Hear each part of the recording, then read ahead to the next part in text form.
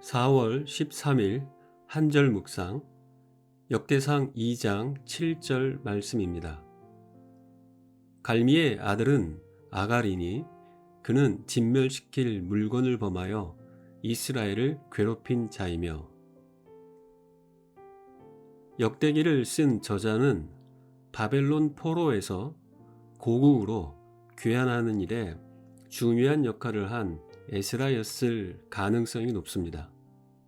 이 책은 사무엘 상하와 열왕기 상하와 같은 역사서들보다 후대에 기록되었으며 그 책들을 염두에 두되 하나님의 관점에서 다시 서술된 내용이라 할 수 있습니다. 저자는 정확한 족보를 기록하기 위해 많은 노력을 기울입니다. 이것이 바벨론 포로에서 돌아온 유대인들에게 매우 중요한 일이기 때문입니다.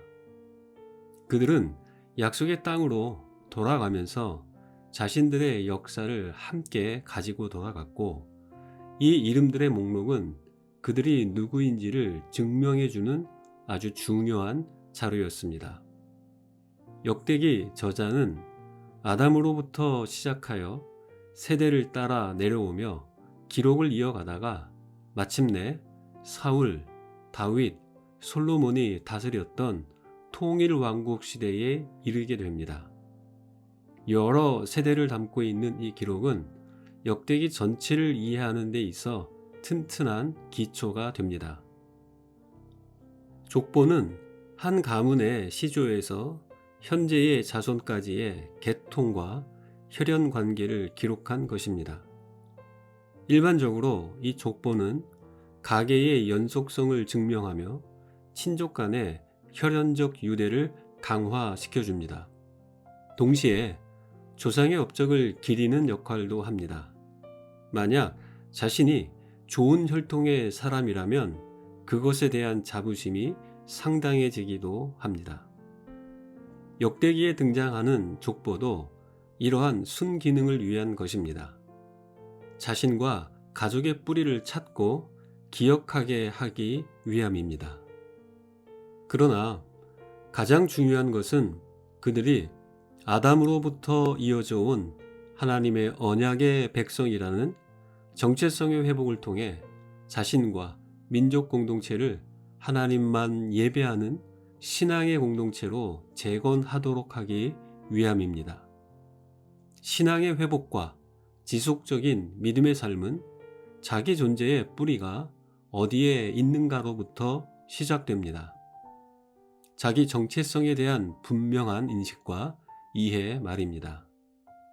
우리는 하나님의 형상으로 창조된 하나님의 걸작품으로서 최초의 인류인 아담으로부터 이어져 온 존재입니다.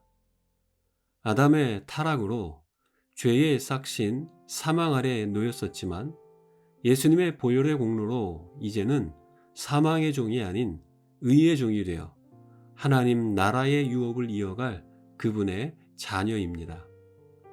이 변치 않는 정체성을 알고 붙잡고 살아갈 때 삶이 흔들리지 않습니다.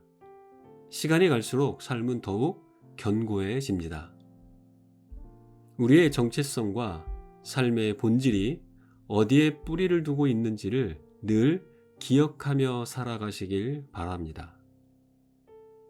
역대기에는 수많은 인물의 이름이 나오지만 각 인물에 대한 자세한 설명은 거의 없습니다. 이는 족보 기록의 이유가 하나님이 언약을 신실하게 지키셨음을 강조하는 데 있기 때문입니다.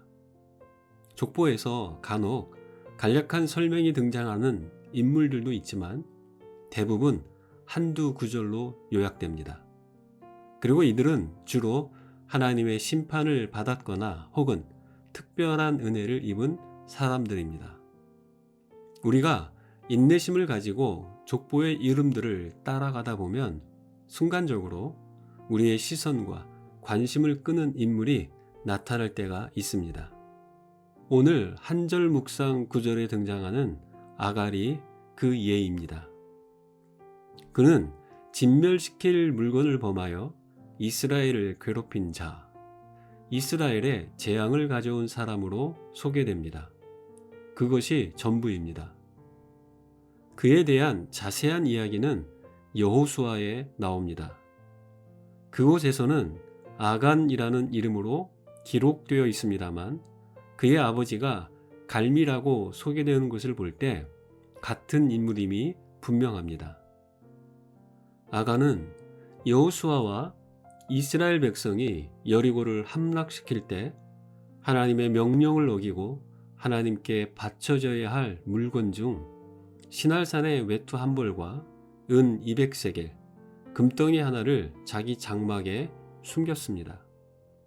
아간의 이러한 행동은 자신과 가족에게 죽음의 심판을 가져오게 했고 이스라엘 공동체를 큰 위기에 빠뜨리며 하나님의 진노가 임하게 했습니다. 아간의 이름은 괴롭히는 자 또는 곤란이라는 뜻이라 합니다. 그가 죽은 장소인 아골 골짜기도 괴로움의 골짜기라는 의미를 담고 있는데 이는 결코 우연은 아닌 듯합니다. 사람들은 보편적으로 나쁜 사람이 아닌 좋은 사람으로 기억되기를 원합니다.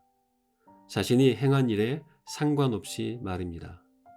하지만 우리는 기억해야 합니다. 좋은 사람으로 기억되기 위해서는 그에 합당한 삶을 살아야 합니다. 가족과 후손들이 여러분을 어떤 사람으로 기억해 주길 원하십니까?